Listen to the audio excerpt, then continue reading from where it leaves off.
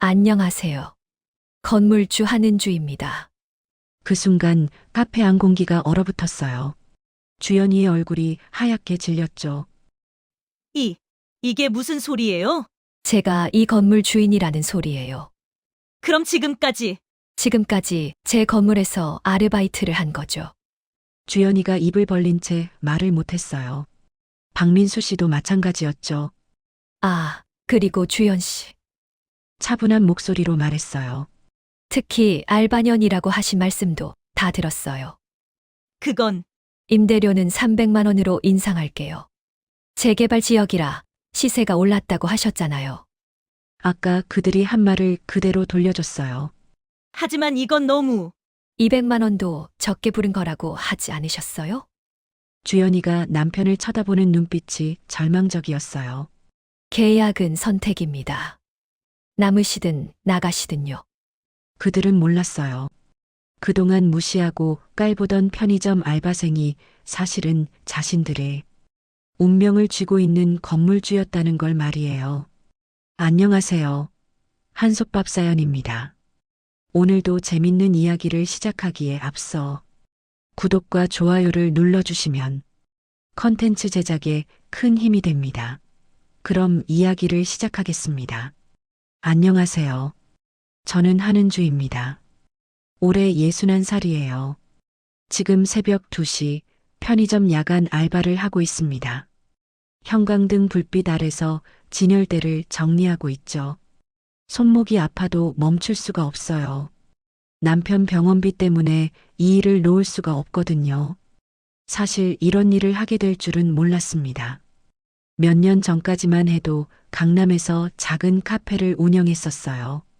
그런데 남편이 갑자기 쓰러지고 나서 모든 게 바뀌었죠. 수술비, 치료비, 재활비. 돈이 물 쓰듯 나가더군요. 카페를 팔고 집도 팔고 그래도 모자라서 결국 이곳까지 왔습니다. 서울 외곽 신도시 끝자락에 있는 이 편의점이에요. 월세 50만 원짜리 원룸에서 혼자 살면서 이 일을 하고 있어요. 남편은 요양원에 계시거든요. 한 달에 2번 정도 면회를 가는데 갈 때마다 마음이 무너져요. 허름한 검은색 패딩을 입고 있습니다. 작년 겨울부터 입었는데 소매 끝이 닳아서 실밥이 나와 있어요. 거울을 보면 많이 말랐다는 걸 느껴요. 뺨이 쑥 들어가고 턱선이 날카로워졌죠. 그래도 눈만은 흐려지지 않으려고 노력해요. 무너지면 안 되거든요.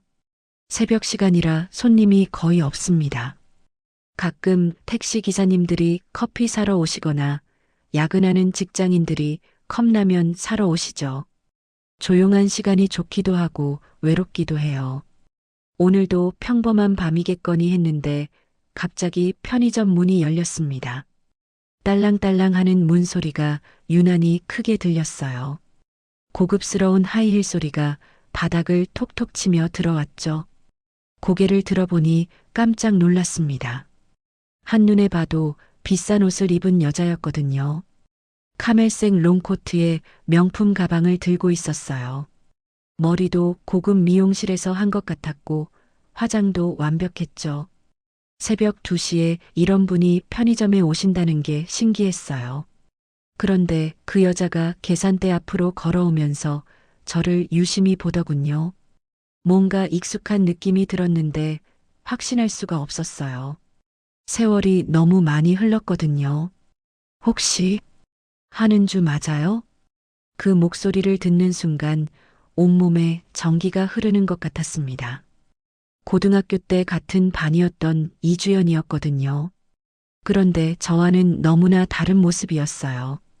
주연아, 정말 너구나. 목소리가 떨렸습니다. 반가움보다는 당황스러움이 먼저 올라왔어요. 이런 모습을 보여주고 싶지 않았거든요. 그런데 어쩔 수가 없었죠. 주연이는 저를 위아래로 훑어보더니 미묘한 표정을 지었어요. 놀람과 안타까움이 섞인 것 같았죠. 그 눈빛이 마음을 아프게 했어요. 은주야, 여기서 일하는 거야? 응. 야간 알바하고 있어. 짧게 대답했습니다. 더 길게 말하면 목소리가 떨릴 것 같았거든요. 주연이는 잠시 말이 없었어요. 어색한 침묵이 흘렀죠. 그때 주연이가 냉장고에서 생수 한 병을 꺼내 계산대에 올려놓았습니다. 1,000원짜리 생수였어요. 별거 아닌 물건이었지만 그 순간이 묘하게 길게 느껴졌어요. 1,000원입니다. 계산을 하면서도 주연이 얼굴을 제대로 볼 수가 없었어요. 부끄러웠거든요.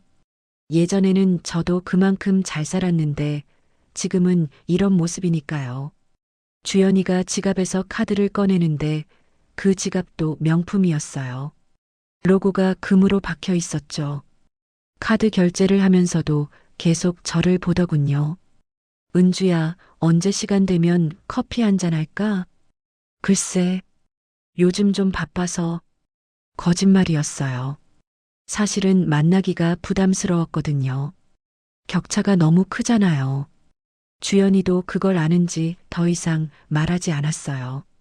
계산을 마치고 주연이가 나가려는데 문 앞에서 잠시 멈춰 섰습니다. 뒤돌아보더니 이상한 말을 했어요. 은주야, 이 건물 임대료 얼마야? 갑작스러운 질문이었어요. 왜 그런 걸 묻는지 모르겠더군요. 한 달에 150만 원이라고 들었어요. 그렇구나. 주연이는 고개를 끄덕이더니 밖으로 나갔어요. 고급 외제차에 타고 사라졌죠. BMW였던 것 같아요.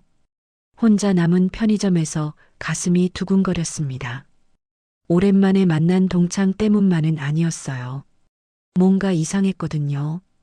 주연이가 건물 임대료를 물어본 게 계속 마음에 걸렸어요. 그리고 나가면서 했던 말도 기억났습니다. 이 건물 임대료 얼마야? 마치 건물에 관심이 있는 것처럼 말이에요. 새벽 3시가 넘어가는 시간, 편의점은 다시 조용해졌습니다. 하지만 마음은 편하지 않았어요. 뭔가 예감이 좋지 않았거든요. 주연이가 나간 후 한참을 그 자리에 서 있었습니다.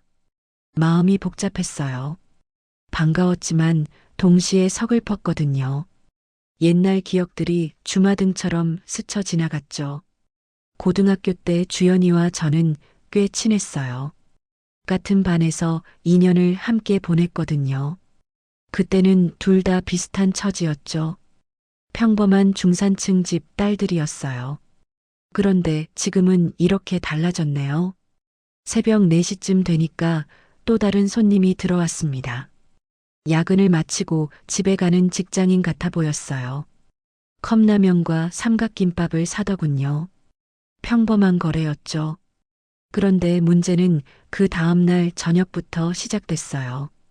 주연이가 다시 나타났거든요. 이번에는 낮 시간이었어요. 오후 2시쯤이었나요? 제가 오전 근무를 하고 있을 때였죠.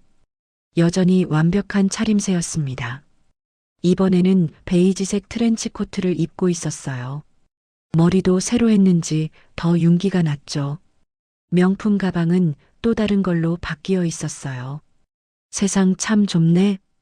주연이가 들어오면서 한 첫마디였어요. 웃으면서 말했지만 뭔가 어색했거든요. 그리고 저를 위아래로 훑어보더군요. 그 시선이 불편했어요. 여기서 알바해? 세상에. 주연이는 고개를 흔들며 혀를 찼습니다. 그 표정에는 동정심이 섞여 있었어요. 아니, 동정심보다는 우월감에 가까웠죠. 그래도 뭐라도 해야지. 그 말 한마디가 심장을 후벼 팠어요. 표면적으로는 위로하는 말 같았지만 속뜻은 달랐거든요. 이런 일이라도 해야 먹고 살 수 있지 않겠느냐는 뜻이었어요. 맞아, 이래야지. 웃으며 넘기려고 했어요. 자존심이 상했지만 표현할 수는 없었거든요. 지금 제 처지에서는 화를 낼 자격도 없는 것 같았어요. 주연이는 편의점 안을 둘러보기 시작했습니다. 진열대를 하나하나 살펴보더군요. 마치 편의점을 평가하는 것 같았어요. 그 모습이 묘하게 거슬렸죠. 여기 꽤 크네. 임대료 비싸겠다. 혼잣말처럼 중얼거렸어요. 그러고는 계산대 앞으로 다가왔죠. 여기 사장 누구야? 갑작스러운 질문이었어요. 어제도 건물 임대료를 물어보더니 오늘은 사장이 누구냐고 묻네요. 왜 그런 걸 궁금해하는지 모르겠더군요. 모르겠어요. 전 그냥 일할 뿐이라서요. 담담하게 대답했습니다. 사실 사장님 이름 정도는 알고 있었어요. 김 사장님이라고 하시더군요. 하지만 굳이 알려줄 필요는 없다고 생각했어요. 요즘 이런 곳은 임대료도 비싸잖아. 월 얼마나 나가려나. 주연이는 계속 그런 얘기를 했어요. 건물이며 임대료며 장사며. 왜 그런 걸 자꾸 묻는지 이해할 수 없었거든요. 잘 모르겠어요. 제가 신경 쓸 일은 아니라서요. 조금 차갑게 말했는지도 모르겠어요. 주연이가 잠시 멈칫했거든요. 그러고는 미묘한 웃음을 지었어요. 그래, 당연히 모르겠지. 알바생이 그런 걸 왜 알겠어. 그 말투에서 뭔가 이상한 걸 느꼈어요. 단순히 궁금해서 묻는 게 아니라는 생각이 들었거든요. 뭔가 다른 의도가 있는 것 같았어요. 주연이는 음료수 하나를 집어들고 계산대로 왔습니다. 2,000원짜리 이온 음료였어요. 계산을 하면서도 계속 편의점 안을 둘러보더군요. 은주야, 여기서 일한 지 얼마나 됐어? 한 석 달 정도요. 그럼 이 동네 사정도 좀 알겠네. 여기 장사 잘 돼? 또 이상한 질문이었어요. 왜 장사가 잘 되는지 궁금해하는 걸까요? 편의점 알바생한테 그런 걸 물어보는 게 정상인가 싶었어요. 그냥저냥이요. 새벽에는 손님이 별로 없고, 낮에는 좀 있고. 아, 그래. 그럼 매출은 어느 정도나? 그건 정말 모르겠어요. 단호하게 말했어요. 이제는 확실히 이상했거든요. 매출까지 묻는다는 게 말이 안 됐어요.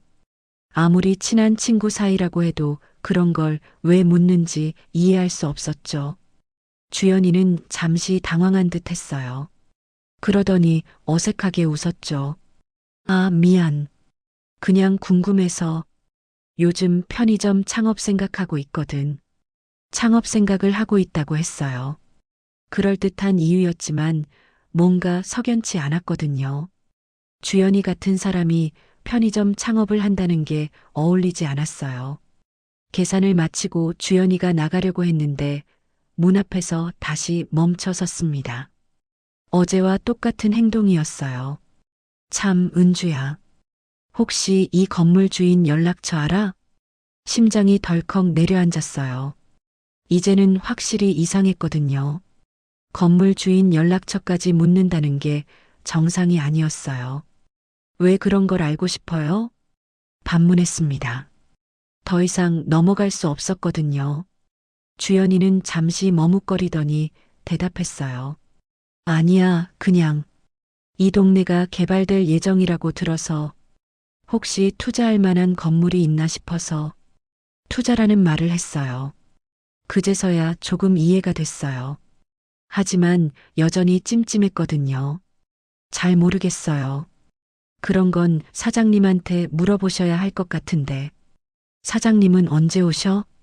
부정기적으로 오세요. 연락 드릴까요? 아니야, 괜찮아. 다음에 기회 되면 얘기해 볼게. 주연이는 그렇게 말하고 나갔어요. 하지만 표정이 좋지 않았어요. 뭔가 계획이 틀어진 것 같은 얼굴이었거든요.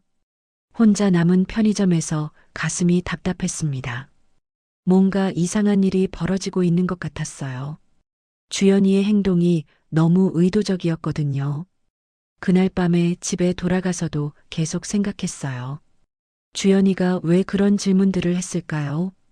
건물 주인, 임대료, 매출. 단순한 호기심이라고 하기에는 너무 구체적이었어요. 다음 날 아침에 출근해서 사장님께 전화를 드렸습니다. 누군가 건물 투자에 관심이 있다고 물어봤다고 말씀드렸어요. 아, 그래요? 요즘 그런 사람들이 좀 있어요. 이 동네가 재개발 얘기가 나오고 있거든요. 사장님 말씀이었어요. 재개발이라는 말에 가슴이 철렁했어요. 혹시 그것 때문에 주연이가 그런 질문을 했나 싶었거든요. 그런데 아직 확정된 건 아니에요. 루머일 수도 있고요. 사장님은 그렇게 말씀하셨지만 저는 불안했어요. 재개발이 되면 이 편의점도 없어질 텐데 그럼 제 일자리도 사라지는 거잖아요. 오후에 또 주연이가 나타났습니다. 이번에는 정장 차림이었어요. 뭔가 공식적인 일이 있었던 것 같았죠. 은주야, 어제 얘기한 거 혹시 사장님께 말씀드렸어? 첫 마디부터 그 얘기였어요. 역시 단순한 호기심이 아니었던 거죠. 네, 말씀드렸어요. 뭐라고 하시던? 별 말씀 안 하셨어요. 거짓말이었어요. 하지만 주연이에게 모든 걸 다 말해줄 필요는 없다고 생각했거든요. 주연이는 실망한 표정을 지었어요. 그러더니 다른 얘기를 시작했죠. 은주야, 사실 내가 부동산 일을 하고 있어. 그래서 이런 걸 좀 알아보는 거야. 부동산 일을 한다고 했어요. 그제서야 모든 게 이해됐어요. 하지만 동시에 더 불안해졌거든요. 이건 단순한 우연이 아니었어요. 주연이가 이 편의점에 온 것도 저한테 이런저런 질문을 한 것도 다 이유가 있었던 거죠. 그날 밤 집에서 잠을 이룰 수 없었습니다. 불안한 예감이 자꾸 들었거든요. 이 모든 게 단순한 일이 아니라는 직감이 있었어요. 주연이의 정체를 알게 된 건 그 다음 주였어요. 월요일 오후 편의점 앞에서 소음이 들리기 시작했습니다. 공사 소리였어요. 바로 옆 건물 2층에서 뭔가 작업을 하고 있더군요. 며칠 동안 계속됐죠. 수요일 오전에 공사가 끝났어요. 그리고 목요일에 새 간판이 걸렸습니다. 주연부동산이라고 적혀 있었어요. 그 순간 모든 퍼즐이 맞춰졌어요. 주연이가 이 편의점에 온 이유, 건물 임대료를 묻던 이유, 사장님 연락처를 알고 싶어 했던 이유, 모든 게 이해됐거든요. 금요일 오전에 주연이가 나타났습니다. 이번에는 당당한 모습이었어요. 어깨를 쭉 펴고 들어오더군요. 마치 자기 영역인 것처럼 말이에요. 은주야, 우리 이제 이웃이네. 밝게 웃으며 말했어요. 하지만 그 웃음에는 다른 의미가 담겨 있었거든요. 우월감이랄까요? 부동산 사무소 차리셨더라고요. 담담하게 말했어요. 더 이상 놀란 척할 필요는 없었거든요. 응, 우리 남편이 부동산 일하거든. 나도 함께 하기로 했어. 이 동네가 앞으로 뜰 것 같더라고. 남편 얘기를 했어요. 남편 덕분에 이런 일을 할 수 있다는 투였죠. 자랑하고 싶어 했어요. 남편이 정말 능력이 있어. 벌써 이 근처 건물 몇 개 계약했다니까. 부동산 보는 눈이 정말 좋거든. 계속 남편 자랑을 했어요. 얼마나 잘 나간다는 건지, 얼마나 돈을 많이 번다는 건지. 듣고 있으니 가슴이 답답했어요. 그날부터 주연이는 거의 매일 편의점에 왔습니다. 뭔가를 사러 오는 게 아니라 그냥 들르는 거였어요. 마치 자기 집 드나들듯이 말이에요. 처음에는 단순히 인사만 하고 갔어요. 그런데 점점 달라지기 시작했어요. 뭔가를 요구하기 시작했거든요. 은주야, 이거 좀 들고 따라와 줄래? 화요일 오후였어요. 주연이가 편의점에서 물건을 산 후에 한 말이었죠. 생수 한 박스와 과자 몇 개, 음료수까지. 꽤 많이 샀어요. 사무소까지만. 손이 아프네. 손이 아프다고 했어요. 하지만 제가 보기에는 충분히 들 수 있는 양이었거든요. 그냥 저를 부려먹고 싶어 하는 것 같았어요. 어쩔 수 없이 따라갔습니다. 바로 옆 건물이니까 멀지도 않았고요. 하지만 기분이 좋지 않았어요. 고마워, 은주야. 덕분에 편했어. 마치 당연한 것처럼 말했어요. 미안하다는 말도 없었죠. 그냥 고맙다는 말 한마디뿐이었어요. 그 다음부터는 더 심해졌어요. 주연이는 매번 많은 물건을 사고 저를 불렀어요. 이거 좀 들어줘요. 언제부턴가 말투도 바뀌었어요. 친구 사이의 대화가 아니라 손님과 직원 사이의 대화가 됐죠. 저를 아래로 보기 시작한 거예요. 목요일에는 더 심했어요. 다른 손님들이 있을 때였거든요. 오후 3시쯤 편의점에 손님이 서너 명 있었어요. 주연이가 들어와서 큰 소리로 말했어요. 아이고, 은주 씨. 오늘도 열심히 일하네요? 일부러 큰 소리로 말했어요. 다른 손님들이 듣게 하려고 말이에요. 그리고 계속 이어갔죠. 나이 들어 알바라니 인생 참 힘들지? 그 순간 얼굴이 화끈거렸어요. 다른 손님들이 저를 쳐다보는 게 느껴졌거든요. 동정 어린 시선들이었어요. 인생이 어디 쉬운 게 있겠어요. 최대한 차분하게 대답했어요. 화를 내고 싶었지만 참았어요. 여기서 감정을 드러내면 더 창피해질 것 같았거든요. 그래도 건강하니까 다행이야. 아프면 일도 못하잖아. 주연이는 웃으며 말했어요. 하지만 그 웃음이 진심은 아니었어요.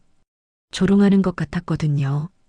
다른 손님들은 어색해하며 빨리 계산을 마치고 나갔어요.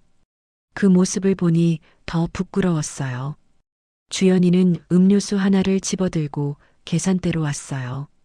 1,500원짜리 커피였죠. 계산해 주세요.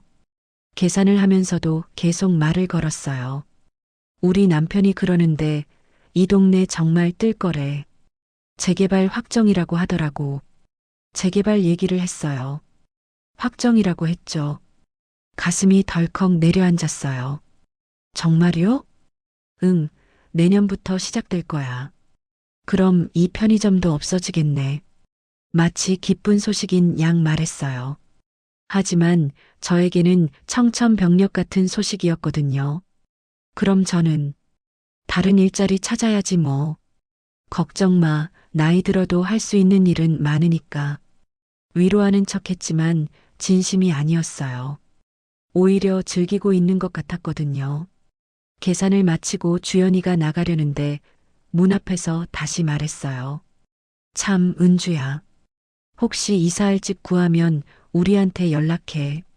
중개비 좀 깎아줄게. 그렇게 말하고 나갔어요. 마지막까지 자기 장사를 챙기더군요. 혼자 남은 편의점에서 한참을 멍하니 있었습니다. 재개발이 확정됐다는 말이 계속 머릿속을 맴돌았어요. 이 일자리마저 잃게 되는 건가요? 그날 오후에 또 주연이가 왔어요. 이번에는 정말 많은 물건을 사더군요. 생수 2박스, 과자 여러 개, 음료수 1박스. 거의 대량 구매 수준이었어요. 이거 다 들고 가기 힘들 텐데. 혼잣말하듯 중얼거렸어요. 하지만 저를 쳐다보는 눈빛에서 의도를 알 수 있었어요. 또 도움을 요청할 거였거든요. 은주 씨, 미안한데 이거 좀 들어줄 수 있어요? 역시나 그런 부탁을 했어요. 이번에는 정말 많았어요. 혼자서는 들기 힘든 양이었죠. 다른 손님이 오시면 어떻게 하죠? 걱정을 표현했어요. 편의점을 비울 수 없잖아요. 금방이야, 금방. 바로 옆인데 뭐. 주연이는 그렇게 말하며 먼저 나갔어요. 어쩔 수 없이 물건들을 들고 따라갔죠. 부동산 사무소는 깔끔했어요. 새로 꾸민 티가 났거든요. 책상도 새 거였고 의자도 고급스러웠어요. 여기 놔줘요. 주연이가 지시했어요. 마치 자기 직원에게 하는 것처럼 말이에요. 물건을 내려놓고 편의점으로 돌아가려는데 주연이가 또 말했어요. 은주 씨, 정말 고생 많아요. 이런 일 하시느라. 동정하는 척했지만 진심이 아니라는 걸 알 수 있었어요. 오히려 우월감을 드러내고 있었거든요. 일은 일이니까요. 짧게 대답하고 나왔어요. 더 이상 듣고 싶지 않았거든요. 편의점으로 돌아와서 가슴이 답답했어요. 이런 식으로 계속 당해야 하나 싶었거든요. 하지만 어쩔 수 없었어요. 이 일자리가 필요했으니까요. 그날 저녁 마지막 손님을 받고 있을 때였어요. 주연이가 또 나타났어요. 이번에는 남편과 함께였죠. 남편은 정장을 입은 40대 후반 남자였어요. 배가 조금 나왔지만 잘 차려입었더군요. 비싼 시계를 차고 있었어요. 여보, 여기가 내가 말한 편의점이야. 주연이가 남편에게 말했어요. 남편은 편의점을 둘러보더니 고개를 끄덕였죠. 임대료가 150이라고 했지? 남편이 물었어요.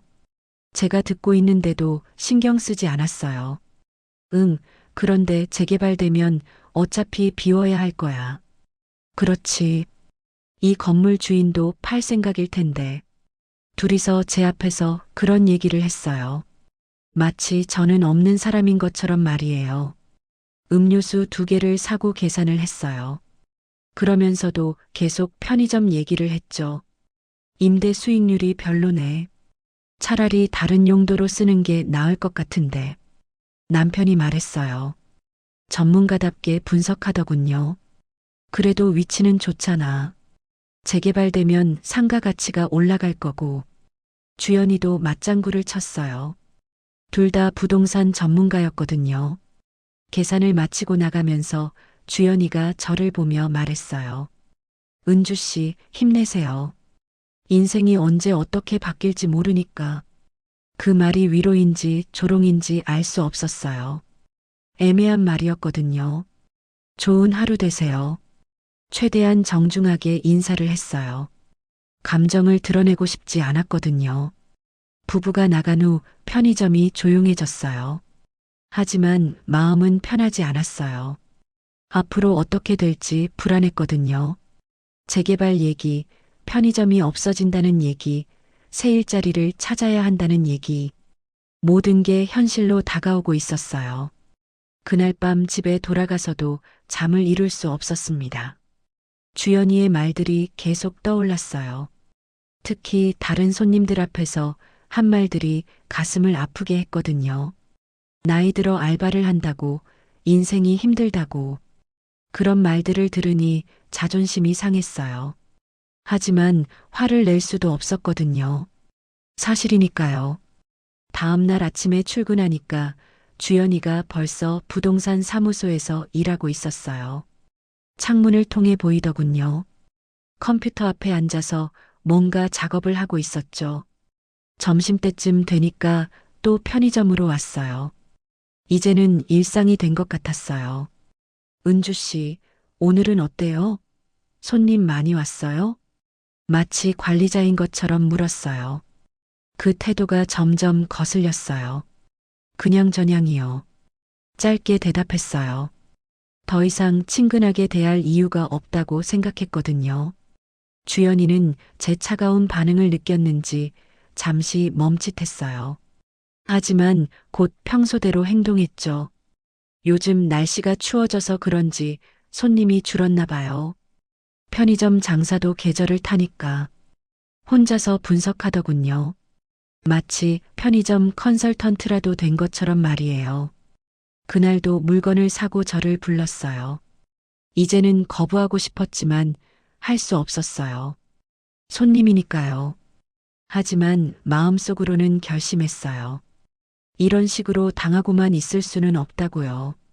언젠가는 이 상황을 바꿔야 한다고요. 어둠이 내린 편의점에서 혼자 서 있었습니다. 형광등 불빛만이 저를 비추고 있었어요. 외롭고 초라한 모습이었죠. 하지만 포기할 수는 없었어요. 아직 해야 할 일이 남아 있었거든요. 그날 밤 집에 돌아와서도 마음이 무겁기만 했어요. 월세 50만 원짜리 원룸은 여전히 춥고 좁았습니다. 보일러를 틀면 가스비가 나오니까 두꺼운 이불을 덮고 버텨야 했어요. 냉장고에는 라면과 김치, 계란 몇 개가 전부였죠. 부엌 선반 위에 놓인 낡은 액자가 눈에 들어왔어요. 남편과 함께 찍은 마지막 사진이었습니다. 강남 카페를 운영하던 시절 둘이서 웃으며 찍었던 사진이었죠. 액자를 조심스럽게 들어 올렸어요. 유리에 먼지가 앉아 있었거든요. 소매로 닦아내니 남편의 얼굴이 선명해졌어요. 여보, 작은 목소리로 불러봤어요. 대답은 없었지만 마음이 조금 따뜻해졌죠. 남편 김정호 씨는 참 따뜻한 사람이었어요. 카페 손님들에게도 항상 친절했고 저에게는 더할 나위 없이 좋았죠. 아프기 전까지는 정말 행복했어요. 갑작스러운 심근경색이었어요. 아침에 평소처럼 일어나더니 갑자기 쓰러진 거였죠. 병원에서 3개월을 버텼지만 결국 세상을 떠났어요. 병원비로 카페를 팔아야 했고 집도 팔아야 했어요. 그래도 모자라서 대출까지 받았죠. 남편이 떠난 후에는 빚만 남았어요. 사람을 함부로 대하는 자는 언젠가 꼭 대가를 치러. 남편이 병원에서 마지막으로 한 말이었어요. 의식이 흐려지는 중에도 제 손을 꼭 잡고 했던 말이었죠. 왜 갑자기 그런 말을 하시는 거예요? 그때 저는 이해할 수 없었어요. 남편은 항상 착한 사람이었거든요. 누구를 미워한 적도 없었고요. 여보, 세상이 힘들어도 사람을 업신여기면 안 돼. 그런 사람들은 반드시 벌을 받아. 그것이 남편의 유언이었어요. 그리고 며칠 후 남편은 영원히 눈을 감았죠. 액자를 다시 선반에 올려놓고 침대에 누웠어요. 하지만 잠이 오지 않았어요. 주연이의 말들이 계속 머릿속을 맴돌았거든요. 나이 들어 알바라니 인생 참 힘들지? 그 말이 가장 아팠어요. 물론 사실이었지만 그렇다고 해서 그런 식으로 말할 필요는 없잖아요. 다른 손님들 앞에서 그런 말을 하다니. 천장을 바라보며 생각했어요. 언제부터 이렇게 된 걸까요? 예전에는 남에게 무시당하며 살지 않았는데 새벽 2시가 되어서야 겨우 잠이 들었어요. 하지만 얕은 잠이었죠. 자꾸 깨서 시계를 보곤 했어요. 다음 날 오후에 출근했습니다. 야간 근무였거든요. 오후 6시부터 다음 날 오전 8시까지 14시간 근무였어요. 편의점에 들어서니 낮 근무자가 인수인계를 해줬어요. 별다른 일은 없었다고 했죠.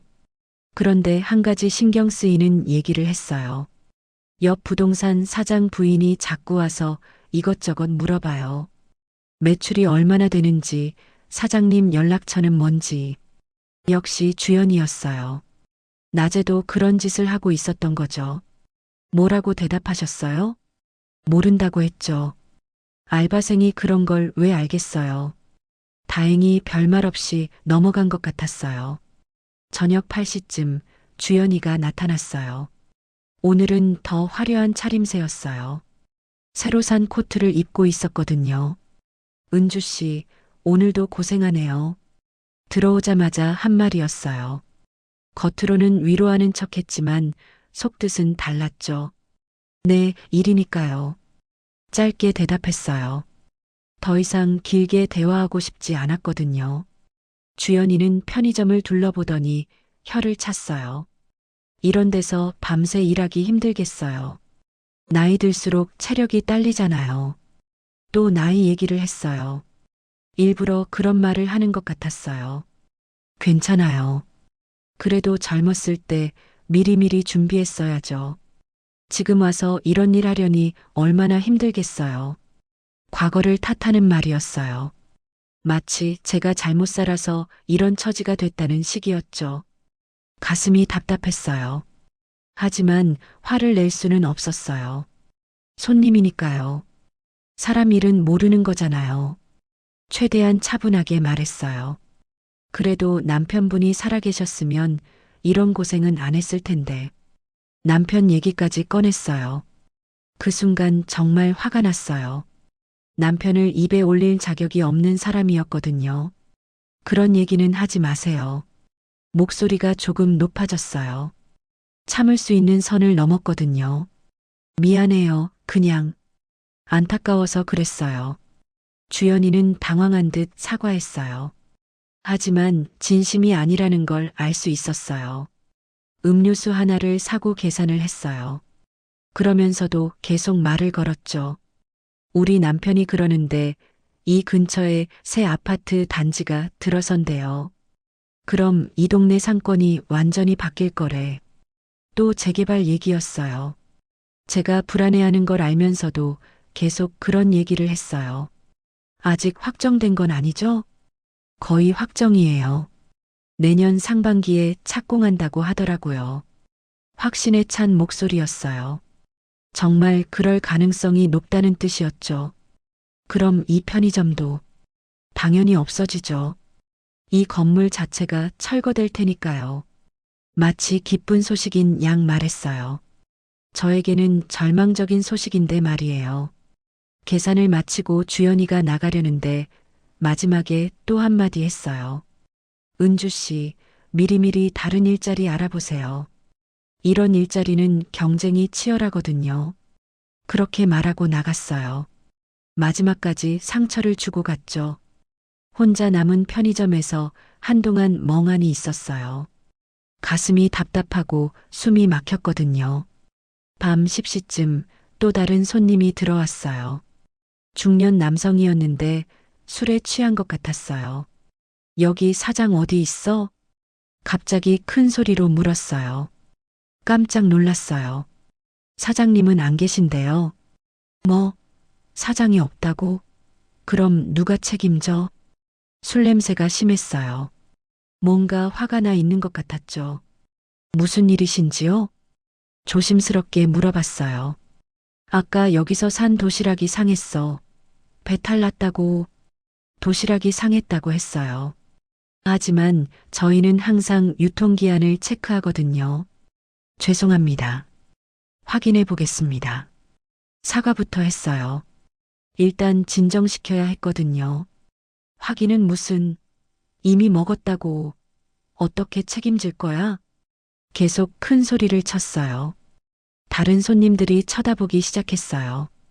사장님께 연락드리겠습니다. 지금 당장 연락해. 어쩔 수 없이 사장님께 전화를 드렸어요. 하지만 받지 않으셨어요. 밤늦은 시간이라 그랬나 봐요. 사장이 전화도 안 받네? 이게 장사야? 남자는 더 화를 냈어요. 목소리가 점점 커졌죠. 내일 아침에 다시 연락드리겠습니다. 내일? 내가 지금 아픈데 내일까지 기다리라고? 정말 곤란했어요. 어떻게 해야 할지 모르겠더군요. 그때 주연이가 들어왔어요. 소음을 듣고 온 것 같았어요. 무슨 일이에요? 주연이가 상황을 물어봤어요. 아, 옆 부동산 사장 부인이세요. 남자에게 소개했어요. 이 편의점에서 산 도시락이 상해서 문제가 된 거예요.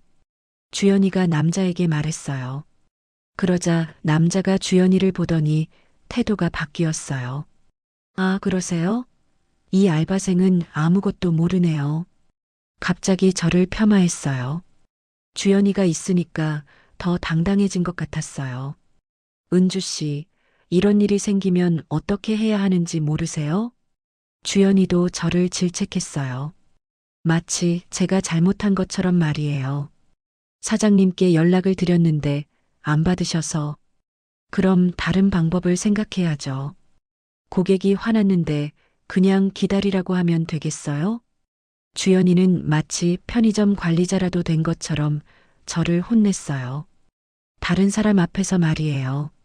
남자는 그 모습을 보며 고개를 끄덕였어요. 역시 사장 부인이 다르네요. 이 알바생은 정말 답답해요. 둘이서 저를 무시했어요. 마치 짜고 친 것처럼 말이에요. 고객님, 제가 사장님께 다시 연락드릴게요. 주연이가 나서서 해결하려고 했어요. 그러더니 저에게 말했죠. 은주 씨는 다른 손님 응대하세요. 여기는 제가 처리할게요.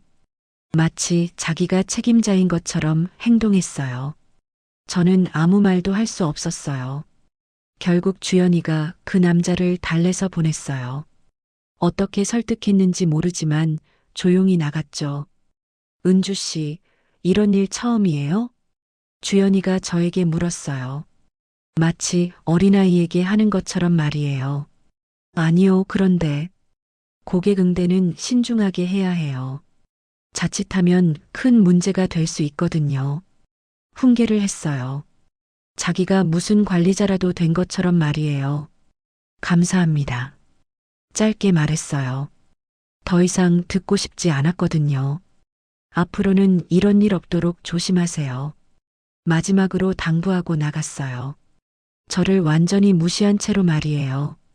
밤 12시가 넘어가니 편의점이 조용해졌어요.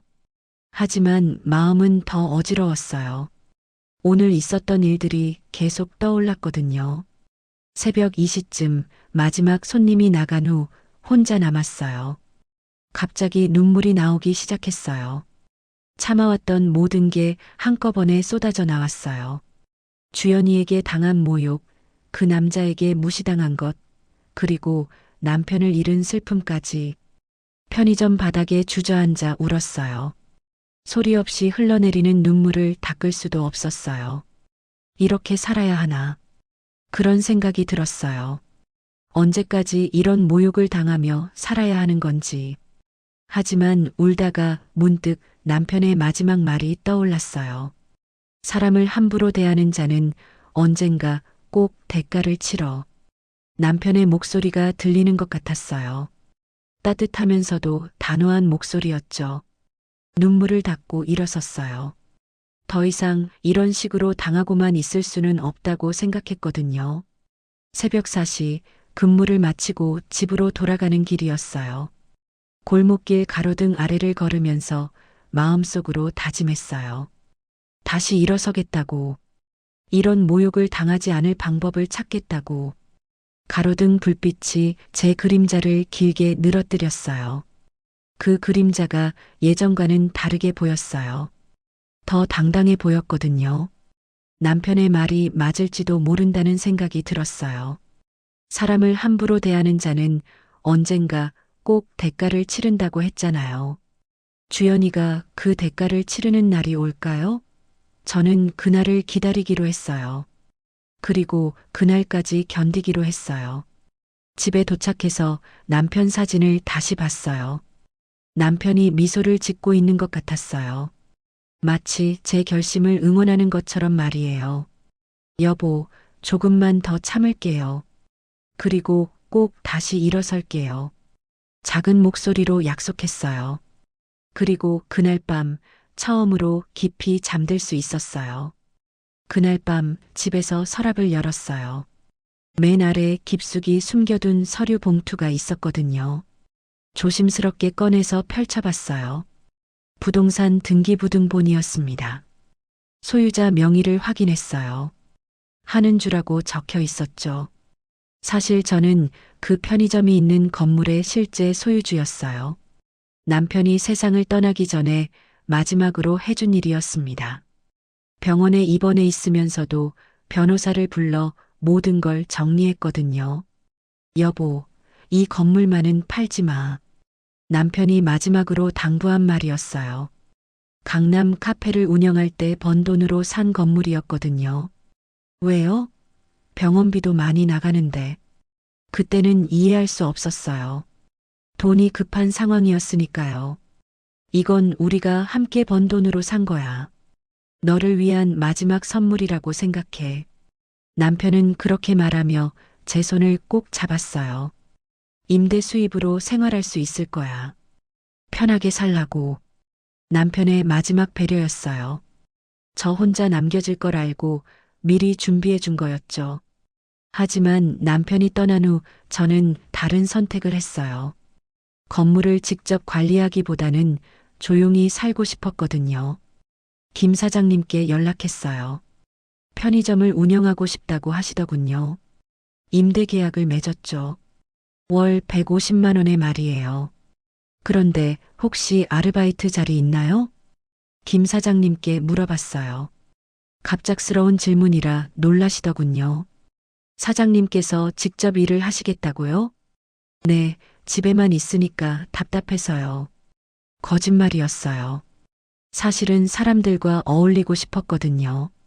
남편을 잃은 후 너무 외로웠어요. 그럼 야간 근무는 어떠세요?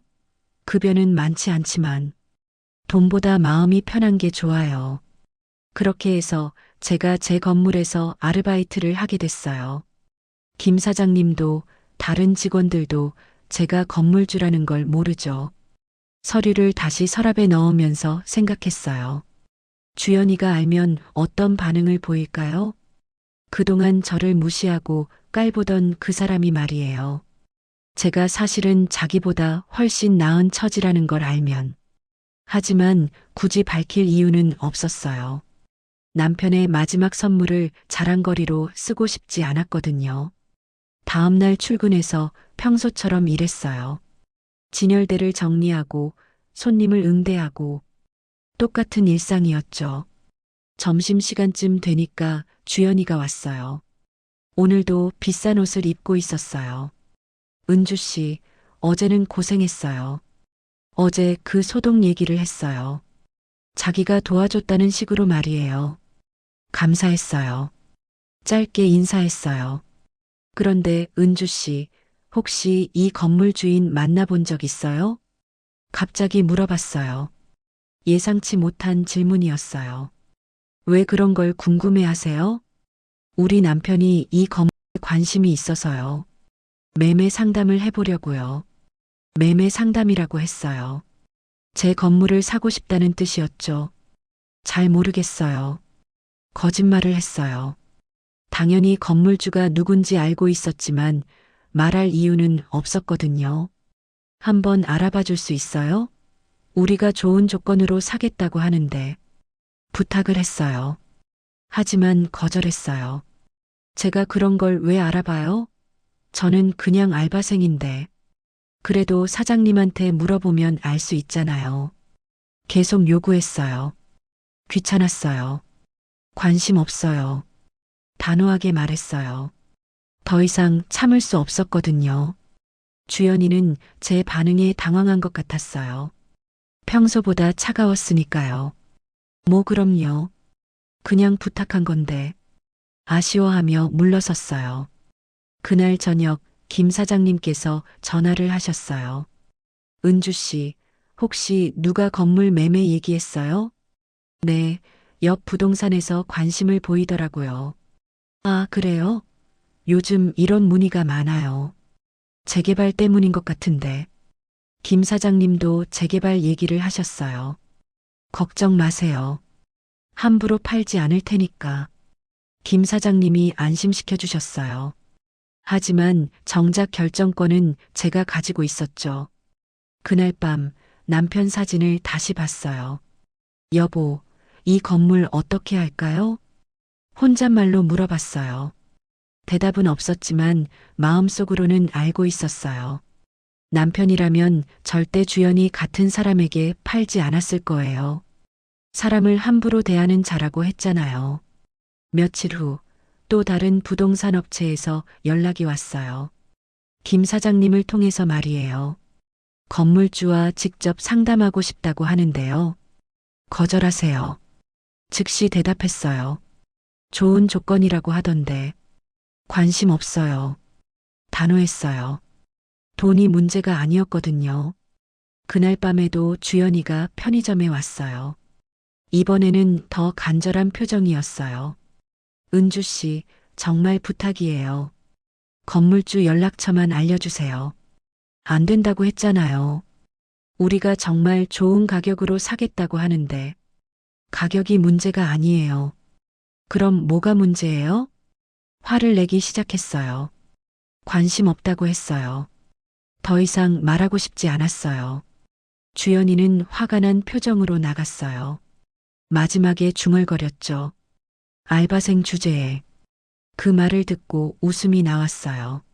알바생 주제에라. 정말 모르는 소리였거든요. 서랍 속 등기부등본을 생각하며 혼자 웃었어요. 언젠가는 진실을 알게 될 텐데 그때는 어떤 표정을 지을까요? 하지만 아직은 때가 아니었어요. 좀 더 지켜보기로 했어요.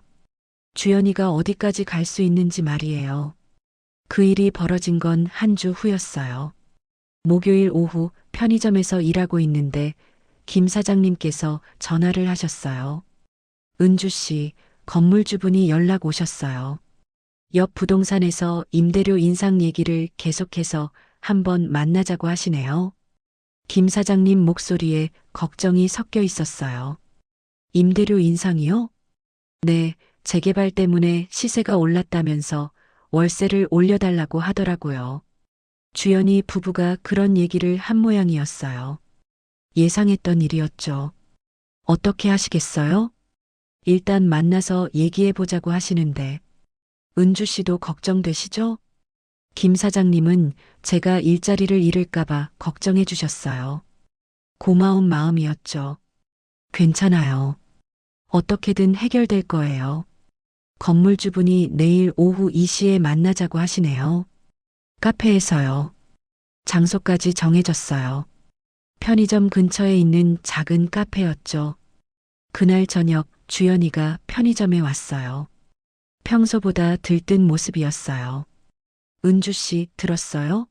건물주가 내일 만나자고 했다면서요? 벌써 소식을 알고 있었어요. 남편을 통해서 들었나 봐요. 네, 그런 것 같더라고요. 담담하게 대답했어요. 우리 남편이 임대료 인상 얘기를 했거든요. 이 동네 시세가 많이 올랐다면서요. 자랑스럽게 말했어요. 마치 큰일을 해낸 것처럼 말이에요. 그래요? 이제 월세가 200만 원은 될 거예요. 재개발 지역이니까 당연하죠. 200만 원이라고 했어요. 현재보다 50만 원이나 올린 금액이었죠. 김 사장님이 감당할 수 있을까요?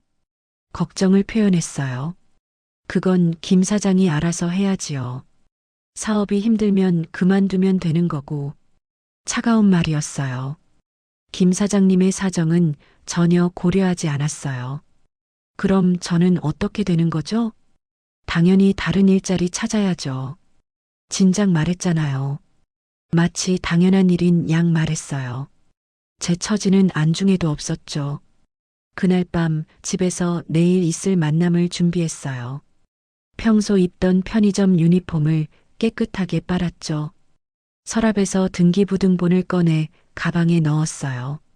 신분증도 함께 챙겼고요. 거울을 보며 생각했어요. 내일이면 모든 게 밝혀질 거라고. 금요일 오후 카페에 가기 전에 편의점에 들렀어요. 김 사장님께 인사를 드리려고요. 은주 씨, 걱정 마세요.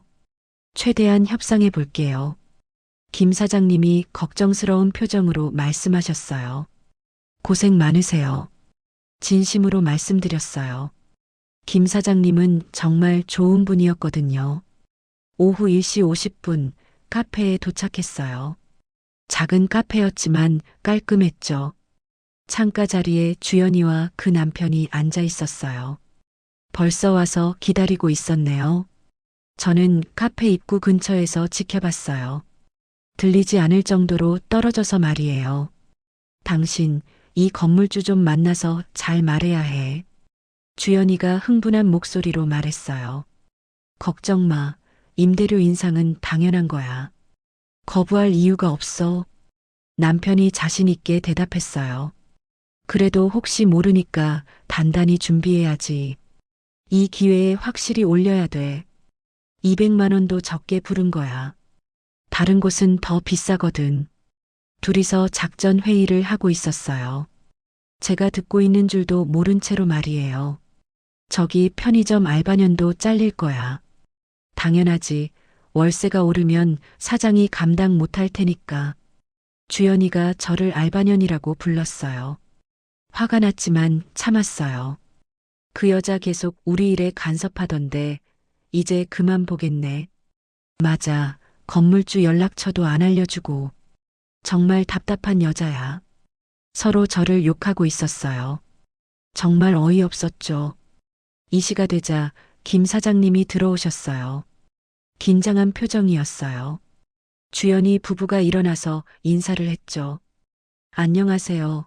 주연 부동산 대표 이주연입니다. 안녕하세요. 남편 박민수입니다. 정중하게 인사를 나눴어요. 건물주분은 언제 오시나요? 김 사장님이 물어보셨어요. 곧 오실 거예요. 조금만 기다려주세요. 박민수 씨가 대답했어요. 그때 제가 일어났어요. 카페 입구에서 그들이 앉은 테이블로 걸어갔죠. 편의점 유니폼을 입은 채로 말이에요. 주연이가 저를 보더니 깜짝 놀랐어요. 은주 씨? 여기 왜 와요?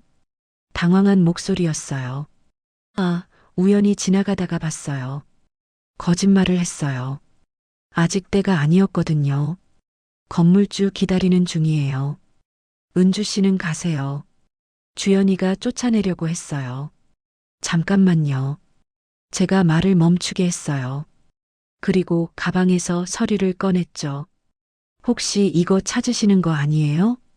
등기부등본을 테이블 위에 올려놓았어요. 박민수 씨가 서류를 보더니 의아해했어요. 이게 뭔가요? 이 건물 등기부등본이에요. 차분하게 말했어요.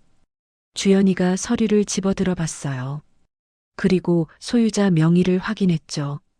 한은주? 주연이의 얼굴이 하얘졌어요. 네, 맞아요. 고개를 끄덕였어요. 설마. 주연이가 떨리는 목소리로 물었어요. 안녕하세요. 건물주 한은주입니다. 정중하게 인사를 했어요. 그 순간 주연이의 표정이 완전히 얼어붙었어요. 입을 벌린 채 말을 못하더군요. 박민수 씨도 마찬가지였어요. 어떻게 반응해야 할지 몰라 하는 표정이었죠. 김 사장님만 혼자 상황을 이해하지 못하고 계셨어요. 은주 씨가 건물 주세요? 네, 죄송해요. 지금까지 말씀드리지 못해서 김 사장님께 사과했어요. 그럼 편의점에서 일하신 건 그냥 심심해서요. 집에만 있으니까 답답하더라고요. 웃으며 설명했어요. 주연이가 드디어 입을 열었어요. 이게 무슨 소리예요? 목소리가 떨렸어요. 제가 이 건물 주인이라는 소리예요. 다시 한번 확인해 줬어요. 그럼 지금까지 제 건물에서 아르바이트를 한 거죠. 담담하게 말했어요. 박민수 씨가 당황해서 말했어요. 그럼 임대료 인상권은? 그 얘기요? 제가 그들을 번갈아 보며 말했어요. 임대료는 올리지 않을 예정이에요. 김 사장님이 성실하게 잘해 주시거든요. 하지만 시세가 박민수 씨가 항변하려고 했어요. 제 건물이니까 제가 정하는 거죠. 단호하게 말했어요. 주연이가 얼굴이 빨갛게 달아올랐어요. 그럼 지금까지 저희를 네, 다 들었어요. 편의점에서도 여기서도 차분한 목소리로 말했어요. 특히 알바년이라고 하신 말씀도요. 주연이의 얼굴이 더 빨갛게 변했어요. 그건 죄송하다는 말씀은 나중에 들을게요. 일단 오늘 용건부터 정리하죠. 주도권을 완전히 잡았어요. 김 사장님께 말씀드렸어요. 사장님, 임대료는 그대로 유지할게요. 앞으로도 잘 부탁드려요. 감사합니다. 정말 감사합니다. 김 사장님이 안도의 한숨을 쉬셨어요. 주연이 부부는 아무 말도 못하고 앉아 있었어요. 완전히 기가 죽은 상태였죠. 그럼 저는 이만 가볼게요. 오늘 야간 근무 있어서요. 일어서면서 말했어요. 그리고 주연 씨. 주연이를 돌아봤어요. 앞으로는 편의점에 좀 덜 오셔도 될 것 같아요. 저희 사장님께서 업무에 지장이 있다고 하시더라고요. 마지막 한 방이었어요. 주연이의 표정이 완전히 무너졌어요. 지금까지 보여준 우월감은 온데간데 없이 사라졌죠. 카페를 나서면서 뒤를 돌아봤어요. 주연이는 고개를 숙인 채 앉아 있었고 박민수 씨는 어떻게 해야 할지 몰라 하고 있었어요. 길을 걸으면서 마음이 후련했어요. 드디어 진실을 밝혔거든요. 남편의 말이 맞았어요. 사람을 함부로 대하는 자는 정말 대가를 치르게 되나 봐요. 카페를 나서려는데 뒤에서 급한 발소리가 들렸어요. 은주야, 잠깐. 주연이가 저를 따라 나온 거였어요. 허둥지둥하는 모습이었죠. 어머, 세상에 그걸 왜 말 안 했어? 뒤늦게 밝은 척하는 목소리였어요. 하지만 얼굴은 창백했죠. 농담인 줄 알았네. 억지로 웃으면서 말했어요. 마치 모든 게 오해였다는 식이었죠. 뒤이어 박민수 씨와 김 사장님도 나왔어요. 상황이 어색했어요. 굳이 말할 필요는 없었죠. 차분하게 대답했어요. 사람의 본성은 말하지 않아도 드러나니까요. 그 말에 주연이의 얼굴이 더 굳어졌어요. 본성이라니 무슨 말이야? 지금까지 제게 하신 말들이요. 구체적으로 말해줬어요. 나이 들어 알바라니 인생 참 힘들지? 그런 말들 말이에요. 주연이가 입술을 깨물었어요. 부인할 수 없었거든요. 그건 다른 손님들 앞에서 저를 무시하신 것도 기억해요. 계속 말했어요. 물건 들어달라고 하면서 저를 부려먹으신 것도요. 주연이는 아무 말도 못했어요. 모든 게 사실이었으니까요. 박민수 씨가 끼어들었어요. 죄송합니다. 아내가 실수한 것 같네요. 뒤늦게 사과했어요. 실수가 아니라 진심이었죠. 단호하게 말했어요. 저를 알바생이라고 생각해서 함부로 대한 거니까요. 김 사장님이 어색해하며 말씀하셨어요. 일단 다시 들어가서 얘기하시죠. 여기서 서 있기엔 맞는 말이었어요. 카페 입구에서 이러고 있을 수는 없었거든요. 다시 카페 안으로 들어갔어요. 같은 자리에 앉았죠. 주연이가 조심스럽게 말을 꺼냈어요. 은주야, 정말 미안해. 내가 너무했나 봐. 이제 와서 사과하는 척 했어요. 우리 옛날 친구 사이잖아. 그냥 넘어가자. 친구 사이라는 말로 무마하려고 했죠. 친구라면 더 조심했어야죠. 차가운 목소리로 말했어요.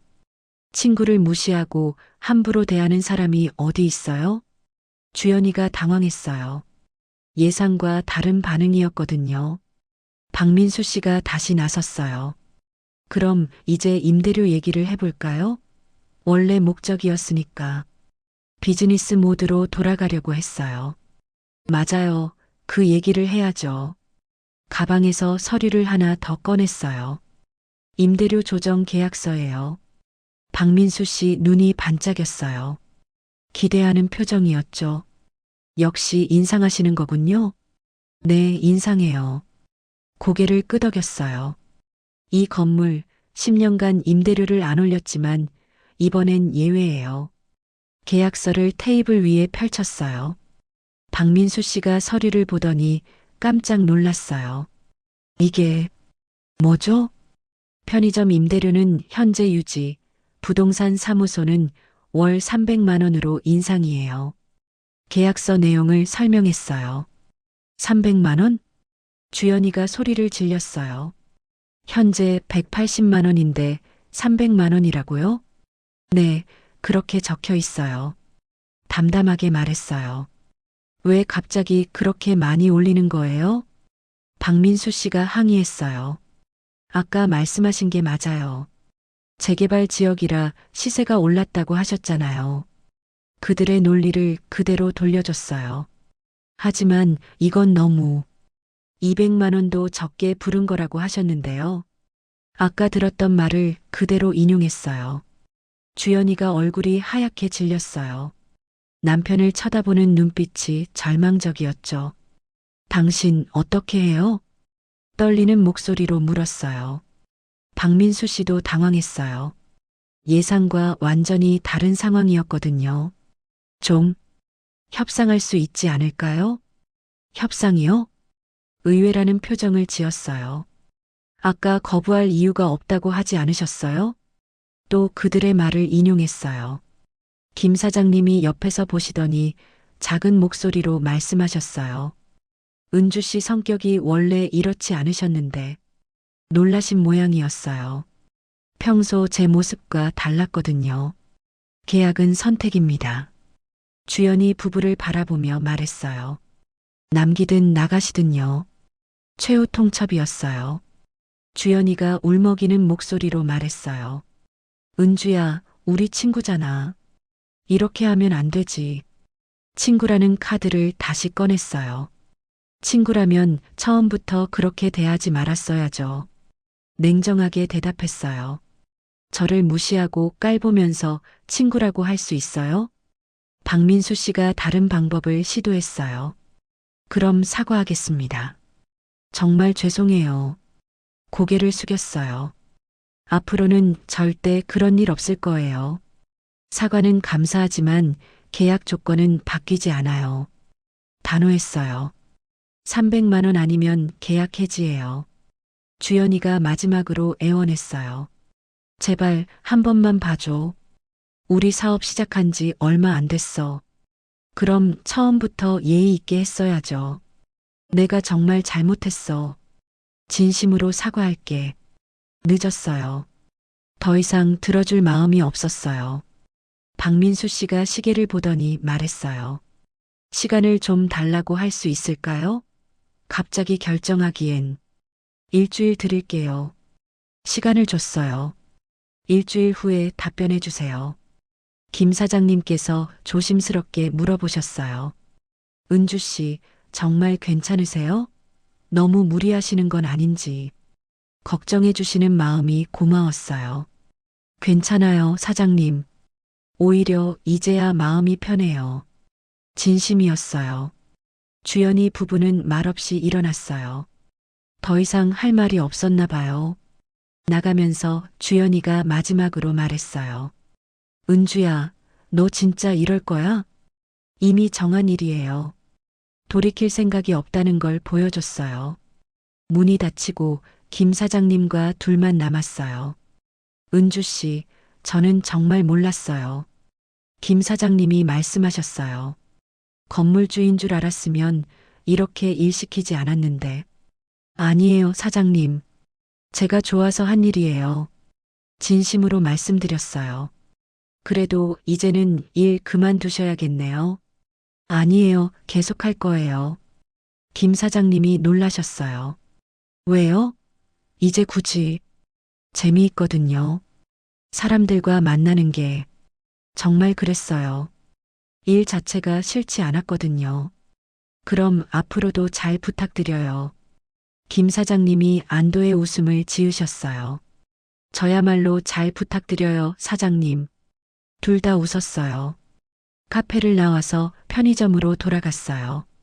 야간 근무 시간이었거든요.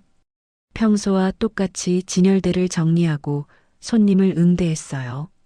하지만 마음은 달랐어요. 더 이상 숨길 필요가 없었거든요. 더 이상 무시당할 이유도 없었고요. 밤 10시쯤 주연이가 나타났어요. 혼자였어요. 들어오면서 조심스러운 표정이었어요. 평소와는 완전히 다른 모습이었죠. 은주야.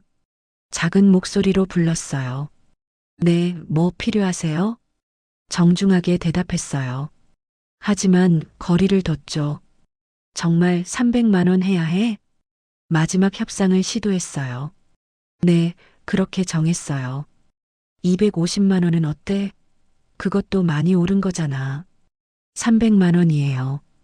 흔들리지 않았어요. 주연이가 한숨을 쉬었어요. 알겠어. 생각해 볼게. 그렇게 말하고 나갔어요. 뒷모습이 초라해 보였어요. 일주일 후 예상대로 연락이 왔어요. 박민수 씨였어요. 계약 해지하겠습니다. 짧은 통화였어요. 언제까지 빼시겠어요? 이번 달 말까지요. 알겠습니다. 정말 간단했어요. 며칠 후 주연부동산 간판이 내려갔어요. 이사 트럭이 와서 짐을 실어갔죠. 주연이는 마지막까지 저를 쳐다보지 않았어요. 부끄러웠나 봐요. 그 자리에는 다른 가게가 들어왔어요. 작은 꽃집이었어요. 젊은 부부가 운영했죠. 인사를 나누니 정말 예의 바른 분들이었어요. 주연이와는 정반대였죠. 앞으로 잘 부탁드려요. 저희야말로 잘 부탁드려요. 서로 정중하게 인사했어요. 그날 밤 편의점에서 혼자 있으면서 생각했어요. 정말 잘한 일일까요? 하지만 후회는 없었어요. 당당하게 산다는 게 이런 거라는 생각이 들었거든요. 남편 사진을 떠올렸어요. 남편이 말한 대로였어요. 사람을 함부로 대하는 자는 정말 대가를 치르게 되나 봐요. 새벽이 되어 근무를 마치고 집으로 돌아갔어요. 마음이 한결 가벼웠어요. 이제 진짜 새로운 시작이었어요. 누구에게도 무시당지 않는 당당한 삶말이에요. 한 달 후 주연 부동산이 있던 자리에 새로운 간판이 걸렸어요. 책향기 서점이라고 적혀 있었습니다. 작고 아담한 독립서점이었어요. 젊은 부부가 운영하는 곳이었죠. 서점 사장님 부부는 정말 예의 바른 분들이었어요. 이사 온 첫날부터 편의점에 인사를 왔거든요. 안녕하세요. 옆에서 서점하게 된 이민호입니다. 남편분이 정중하게 인사하셨어요. 저는 아내 김소영이에요. 앞으로 잘 부탁드려요. 아내분도 따뜻하게 웃으며 말씀하셨죠. 저야말로 잘 부탁드려요. 필요한 거 있으시면 언제든 말씀하세요. 진심으로 말씀드렸어요. 서점은 아늑했어요. 창가에는 작은 테이블과 의자가 있었고 벽면을 따라 책들이 가득 꽂혀 있었죠. 조명도 따뜻했어요. 며칠 후 서점 앞에 화분들이 놓였어요. 작은 꽃들과 화초들이었죠. 거리가 훨씬 예뻐 보였어요. 화분이 참 예쁘네요. 퇴근길에 서점 사장님께 말씀드렸어요. 감사해요. 소영이가 꽃을 좋아해서요. 이민호 씨가 웃으며 대답하셨어요. 매일 물 주는 게 힘들지 않으세요? 괜찮아요. 오히려 즐거워요. 김소영 씨가 물 뿌리개를 들고 나오며 말씀하셨어요. 그날부터 제가 야간 근무를 마치고 집에 갈 때면 서점 앞 화분들을 보게 됐어요. 새벽이라 아무도 없었지만 꽃들은 예뻤어요.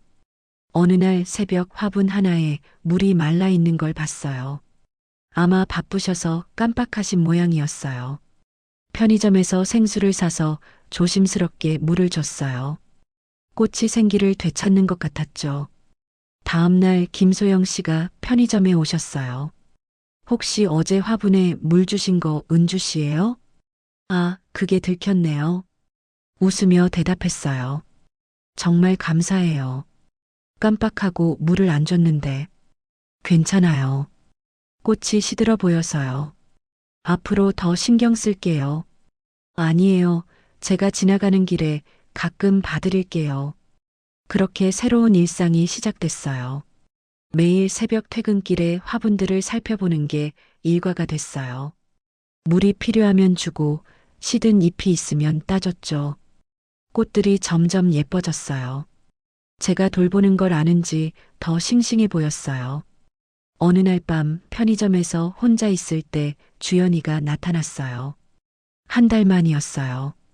들어오는 모습이 예전과 달랐어요. 화려한 옷 대신 평범한 차림이었고 표정도 수척해 보였어요. 은주야. 조심스럽게 말을 걸었어요. 안녕하세요. 정중하게 인사했어요. 하지만 거리를 뒀죠. 어떻게 지내? 잘 지내고 있어요. 우리 이제 어디서 사업해요? 좀 더 외곽으로 나갔어. 힘들다는 말을 돌려서 표현했어요. 그래요. 별 관심 없다는 듯 대답했어요. 은주야, 그때 일 정말 미안해. 내가 너무했어. 뒤늦게 진심 어린 사과를 했어요. 이미 지난 일이에요. 한 번만 용서해 줄 수 있어? 우리 진짜 친구였잖아. 친구라는 건 서로 존중하는 사이예요. 차분하게 말했어요. 그때 저를 존중했다면 이런 일은 없었겠죠. 주연이가 아무 말 못하고 서 있었어요. 음료수 하나 살게. 결국 그렇게 말하고 계산을 했어요. 나가면서 마지막으로 돌아봤어요. 은주야, 정말 미안해. 진심이 담긴 목소리였어요. 하지만 너무 늦었어요. 문이 닫히고 혼자 남았어요. 가슴이 조금 아팠지만 후회는 없었어요. 새벽에 퇴근하면서 서점 앞을 지났어요. 화분들이 달빛을 받아 반짝이고 있었어요. 물뿌리개로 조심스럽게 물을 줬어요. 꽃들이 고개를 들고 있는 것 같았어요. 누구도 함부로 나를 평가할 수 없어.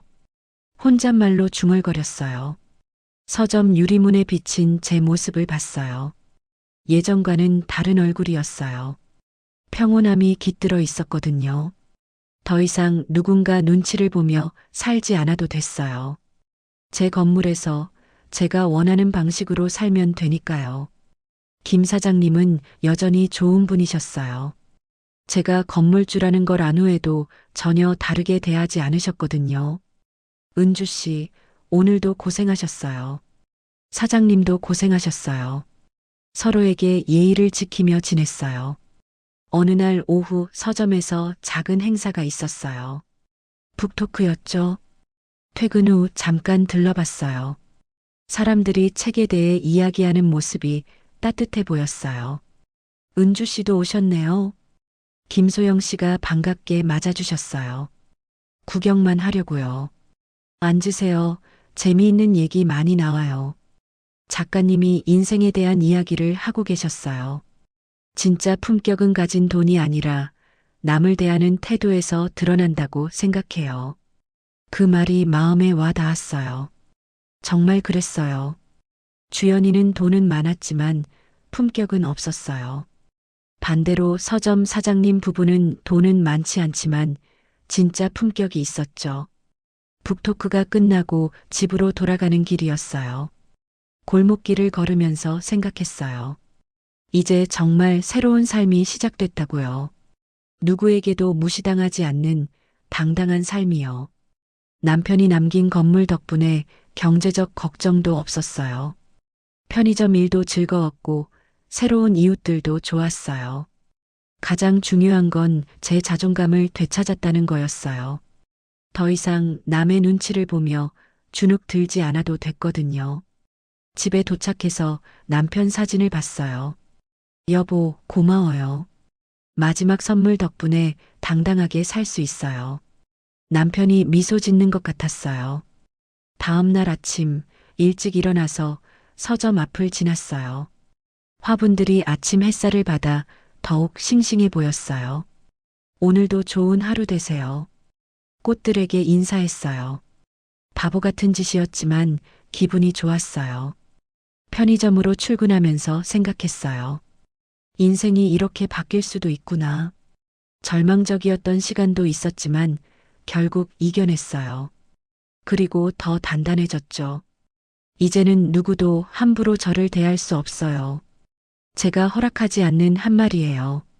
진짜 품격은 정말 가진 돈이 아니라 남을 대하는 태도에서 나오는 거였어요. 그걸 이제야 확실히 알게 됐어요. 오늘도 편의점에서 손님들을 맞이할 거예요. 하지만 이제는 다른 마음으로요. 당당하고 자신 있는 마음으로요. 그럼 오늘 이야기는 여기까지입니다. 영상을 시청해주신 모든 분들 고맙습니다. 저는 AI 나레이션 박정현이었습니다. 구독과 좋아요 부탁드립니다. 감사합니다.